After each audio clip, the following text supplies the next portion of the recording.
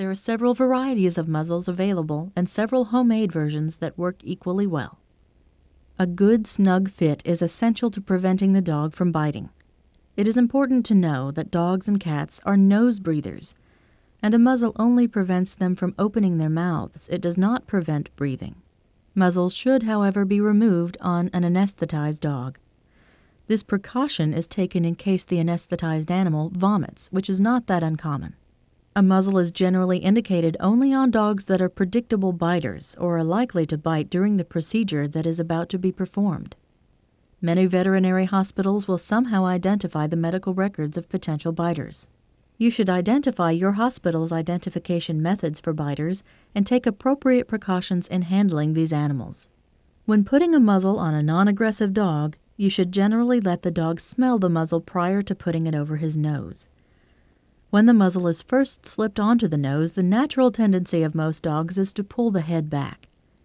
A second person may be needed to help stabilize the head and neck if this should occur. Although this dog appears docile, the obvious matting of its coat could cause some irritation during grooming. Therefore, it is important to muzzle even those dogs that are non-aggressive for some procedures.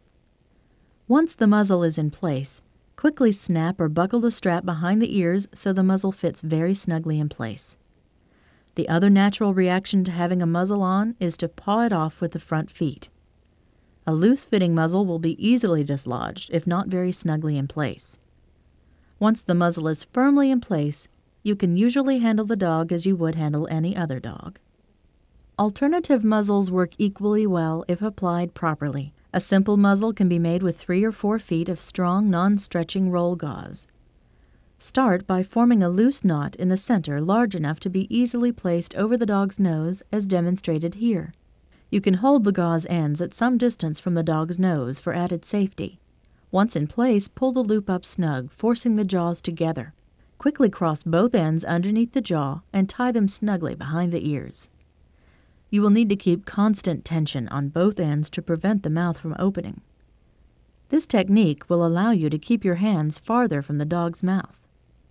The muzzle can either be untied or cut for easy removal. Another muzzle can be formed in a similar fashion using a soft nylon or cotton leash. Holding the close end with one hand, the other hand makes several quick passes around the nose and is then tucked back under itself to prevent it from coming undone. By pulling the end of the leash, you can see how easily it can be loosened and removed. This technique is good to know because it utilizes a common slip-on leash, which should be available in any animal care environment.